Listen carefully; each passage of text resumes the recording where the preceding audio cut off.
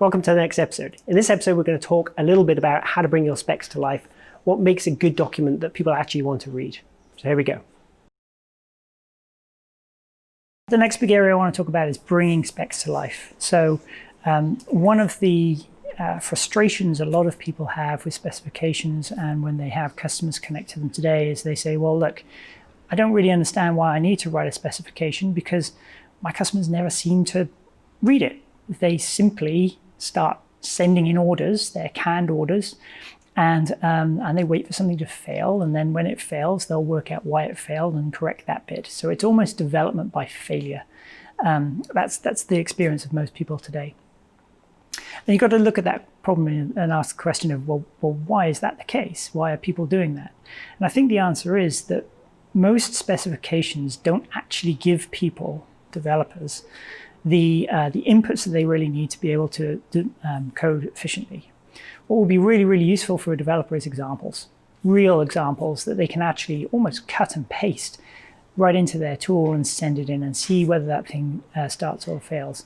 If you look at just about any web API out there on the internet today, you'll see examples of this time and time again. It's all about coming up with examples that people can kind of cut, paste, edit in a certain way and send in and actually see the response firsthand. That's what a developer's trying to do when they're coding against your API, and you need to help them to do that. So examples which are real, could be cut and paste and could be sent into your API. Those are really worthwhile. What's really, really important is if you go down the route of having those examples, then you have to review them every single time you change your API, change a piece of functionality. There's nothing worse than a wrong example.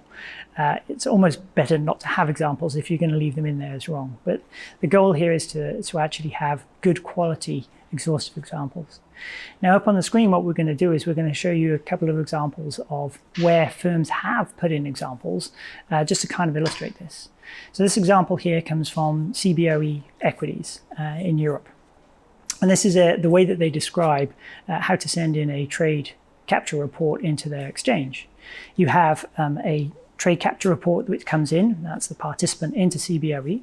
And then you have two messages which flow backwards, one of which is a technical acknowledgement message and one of which is a business message.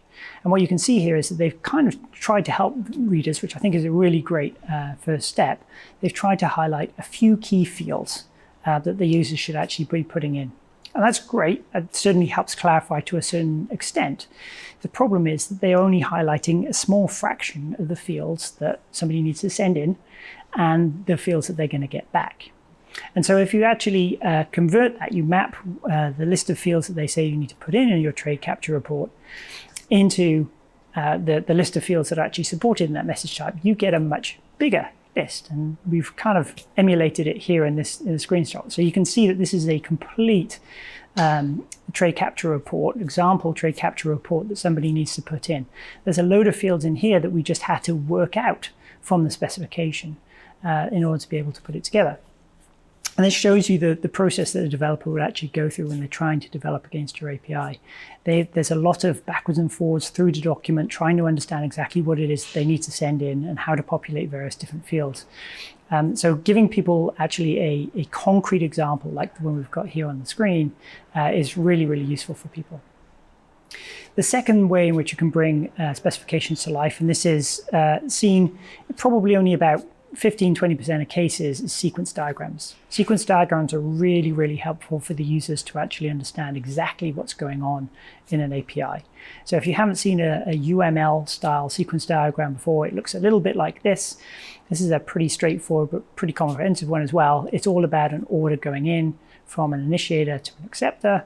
It can get rejected perhaps, and then it walks through some other scenarios where perhaps the order is filled or the order is amended or cancelled or so on and so forth.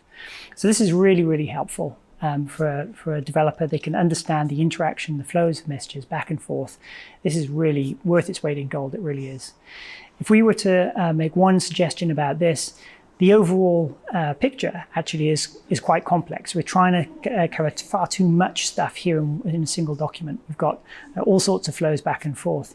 Breaking them up into smaller individual sequence diagrams, as we're showing here on this screen, is much more useful for people. It helps them to digest that information and not get confused as they go through the diagram a little bit too much. But sequence diagrams like this really, really do help customers, and it helps them to understand things, and therefore you won't be answering quite as many questions. Hope that was useful. In the next episode, we're going to talk about describing change and making sure that your customers understand what's changed between one version and another.